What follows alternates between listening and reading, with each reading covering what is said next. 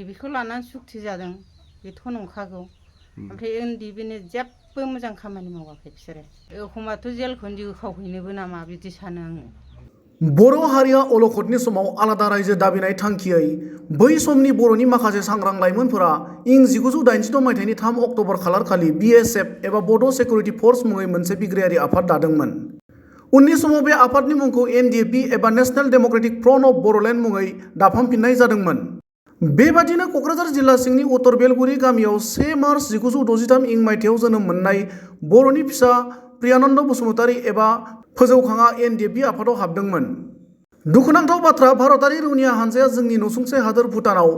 थांनाय 2003 मायथाइयाव अल clear operation खालामनाय समावनो 14 डिसेम्बर खालारखालि फोजौखाङा गोमायो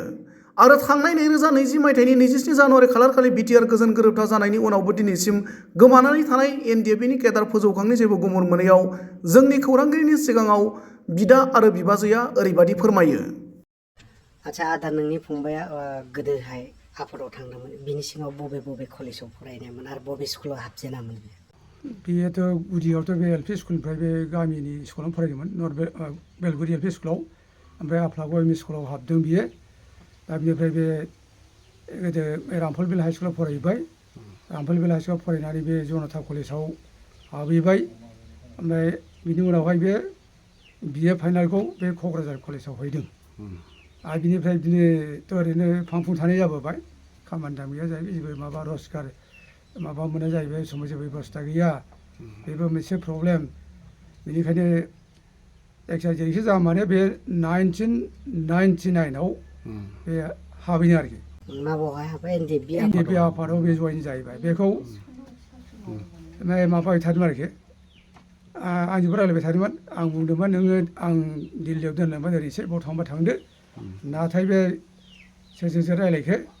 NDPआव जेला जयेन जाहैयो ओमफ्राय सासे गथ'आ नोंसिना बेबाय बे NDPनि मानसि आरो बे नोंसि मानसिया जोंनाव माबा NDP आफादाव हाबहैबाय जाहैबाय मा खालामबावनो बिनि उनावहाय आफादाव हाबखांनायनि उनावहाय आदामोननि न'आव नोंनि फंबाया फैफेरदोंमोन फैबाय थादोंमोन फैनो हानाय समाव फैदोंमोन आच्छा ओमफ्राय उनावहाय नैबे गभर्नमेन्टनि एजेन्सिनि मानसिफ्रा बारा नागिरनायाव न'आव फैनो हाया जाहैबाय ओमफ्राय बियो नैबे 2001 बे फैयाखै बे दिनैसिम फैयाखै गैया आरोखि दा दिनैहाय जों खोनानो मोनदों भुटान जेब्ला एटेक जायो आदानि फंबाय जिथु फोजौखां बेबो दिनैसिमबो न' नुजाफैयाखै लोगोसे हाब्रां इरागदाव बिसोर साथामखौ दिनैहाय जों नुनो मोनाखै थ' आदाया जों मालाबा नोंनि फंबायखौ गोसोखांदों ना गोसोखाङाखै आङो गोसोखांबाय थायो सानफ्रामबो गोसोखाङो फुङाव सिखारबानो गोसोखाङो आं मोनाबिलियाव रायलायजों जेनेबा आंनि फंबाया दागथों बा फासि होजाथों लाइफ इमप्रिजनमेन्ट होजाथों नाथाय बियो बहाय दङ मा जानाखि थैनोबो हागौ जेनेबा गैयाबो जानांगौ बेमारबो जायो जेनेबा जेलाव थाबाबो जों जेलाव दं होनना मिथिगौ खायसेया थैबायनो दा मानसिया थैयाखै होनना बुङो आं दा दङ जानाय बे सिन्था खालामबाय आरो मा खालामनांगौलाय दा दंखौबो सानना लायो आं बांसिन समाव आरोखि दा खिन्थु जों एसे बिनि सोमोन्दै एसे रोखा खबर मोनबा मोजां जागौ थैबायबा थैबाय गवाबा फासि जाबा जाथों खायसेया बुंबाय भुटान जेलाव दंनो दा जों भुटान जेलनिफ्राय मिथिनाय जेबो खौरां गैया मिथिनाय जेबो राहा गैया जा आदाया दा दिनैहाय गोजोन गोरोबथा जानानै थांबाय गबिन्द बसुमतारीखौ बा नोंनि फंबायनि सोमोन्दै गबिन्द बसुमतारीनाव मालाबा सावरायहरफेरबाय ना आं सावरायफेराखै आरोखि दा गबिन्द बसुमतारी मोननि सायाव आदाया नोंनि फंबायनि सायाव मा खावलायनो सानो आंथ' ओरैबायदि सानदोंमोन गेजेरावसो आं बुंगोन आरोखि माने जोंनि बर' माहारियाव अनेकथा आफाद दं NDPआनो जा गुबुन आफाद दं दा बिसोरो नंब्लाबो नङाबाबो आरोखि माने हारिनानै मावनानै जाबायदोंमोन दा बाहाय माने बे मार्टिर जालांबाय आरोखि मार्टिरखौ हमथाबाय आङो दा बिनि थाखाय बिसोरनि रावबो मोजां गाज्रि खौरां लाग्रा गैया जेरै खौरां होग्रा गैया दा जेनेबा माखासे बुंबाय जेलाव दङनो सोर जेलाव दङ बेखौ जों मिथिनो मोना आरो बिसोर गगनांगौआ बेखौबो जों मिथिनो मोना जों रायज्लायबाय थायो जों मिथिगौ जे माने एकर्ड जानाय लोगो जाहाथे बिसोरो NDPनि केसफ्रा जाहाथे बोखारजायो बा साजाया सोरनाबा लाइफ इमप्रिजन मोनो जिउ जोबजासिम बेफोरथ' खमायनायनि मोनसे बेबस्था थानांगौ गभर्नमेन्टआव एमनेस्टि होनांगौ बे गभर्नमेन्टआबो इन्डियान गभर्नमेन्टआबो आसाम गभर्नमेन्टआबो जिहेथु सान्तिनि थांखि लानानैसो एकर्ड खालामदोंमोन दा बेखौ माब्रैबा बिसोरो गावसिनि माने जिउ जोबजासिम जेसेबां दिन थांनानै थानो हायो एसे मानसि हिसाबैथ' बयबो संसाराव थांना थानायनि माबा अधिकार दं दा बेखौ रावबो मानसिया बिसोरनि मोजांनि थाखाय रावबो सिन्था खालामा होननानै आं सानो आरोखि नंखागौ खारै बे खारन गावबागाव मानसि जाबाय सोरबा माहाजोन जाबाय बिसोरखौ सखर लाबोनांगौ माने गावबागाव माने गावनि सार्थखौल' बुजियो आरोखि मानसिफ्रा आं बेखौ बुंगोन आरोखि आदाया दिनैहाय नोंनि फंबाया दिनै बर' हारिनि थाखाय सेक्रिफाइस जिउ दान होबाय दिनै आदामनि फंबाया दिनै फोजौखाङा दिनै बर' हारिनि थाखाय जिउ दान होबाय गावखौ बोलि बावबाय जों हमनानै ला आदानि फंबाय फोजौखाङा दिनैहाय जिउ दानखौनो होबाय दिनैहाय गोजोन गोरोबथा जानानै फैदों बे गोजोन गोरोबथाया सोरनि थाखाय जादों होननानै सानो आदाया बेथ' गासै बर' माहारिनि बे जेनेबा आफादनि जे संगठन जेनेबा एनडिपि दं आरो बिदिनो बयबो रायजो राजा दङ मेनलि बे एनडिपिखौ बुंसै आरोखि आं माने एनडिपिआसो दा समयसा जानानै दं सोरबा गोमानानै सोरबा जेलाव जोबजानानै थैजोना थांजों मिथिया दा बिनि थाखायबो जादोंमोन आरो गासैबो बर' माहारिखौ लाफानानै जादोंमोन आरो बे जिनिसा दानिफ्राय दावहारु नालाय बे एनडिपि आफादा दा बिसोरनि उदां जानाय गनाय जेलनिफ्राय साजाया जाहाथे खम जायो दा बेहाबो थांना थानायनि मोनसे मा होनो मोनसे लामाखौ रिहेबिलिटेसन होनना बुङो जायखौ बिदि मोनसे बेबस्था थानांगौमोन आरोखि दा दिनैहाय जायफ्रा मुंख्लं जादों हमना ला आदानि फंबाय फोजौखाङा दिनै मुंख्लङानो जाबाय मार्टियार्सआनो जाबाय बावहाय दिनै इन्डिया गभर्नमेन्टआ 5 लाख खरि फोसावदों बावहाय नोंहा गोजोननाय दङ नामा आदाया ओरैनोथ' गोजोननाय गैयामोन नाथाय 5 लाखखौथ' मोनाखैमोन मोनगोनसो होनना बुंबाय बे जानुवारि फेब्रुवारियाव मोनगोन मोनसे बे फासै दा बुंबाय मा दा ओरै मबाइलाव जों खोनायो पेपाराव जों खोनायो माने जायना डकुमेन्टआ थिग गैया बे मोनानो बिदि होनना बुंबाय बे माखासे गोरों गोराफ्रा आं नामखौ मथ'ला आरोखि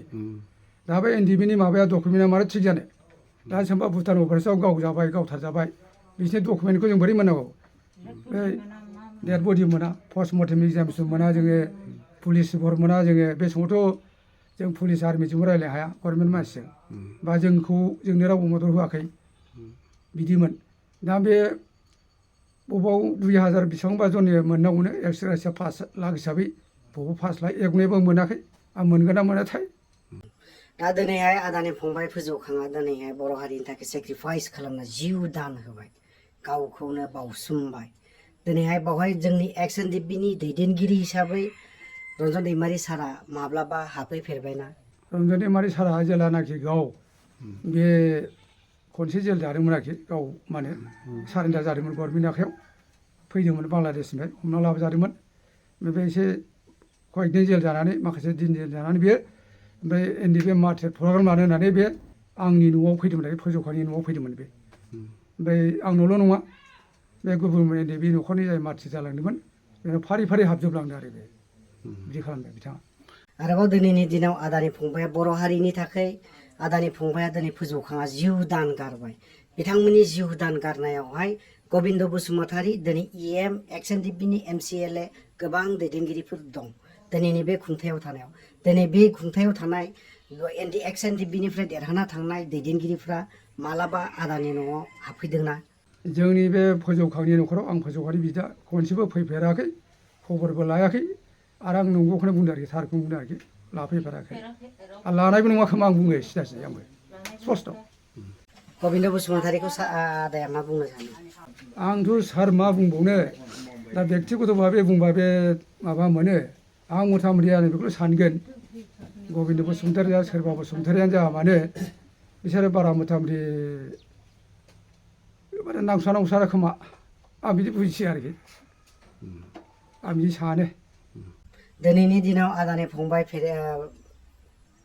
फोजौखाङा दिनै मुंख्लं जानानै थांबाय बिनि बिनिमयआवहाय दिनैहाय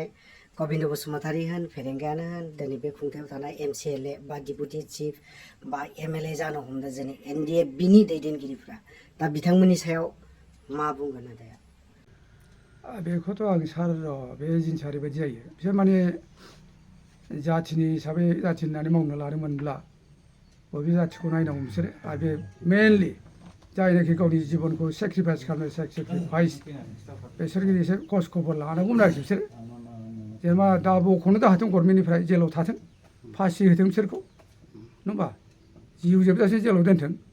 बेखौ जों राजि दं जोंनो मानसिफोरना दा बे खामानिखौ सोर मावनाय जों मिथिगौ जे जाय पावाराव दं गभर्नमेन्टनि मानसिफोर रायज्लायनासो बेखौ बिसोरसो मिथिनो हागोन बख'नाय बेबस्था बिसोर खालामनो हागोन दा दहाय बुंदों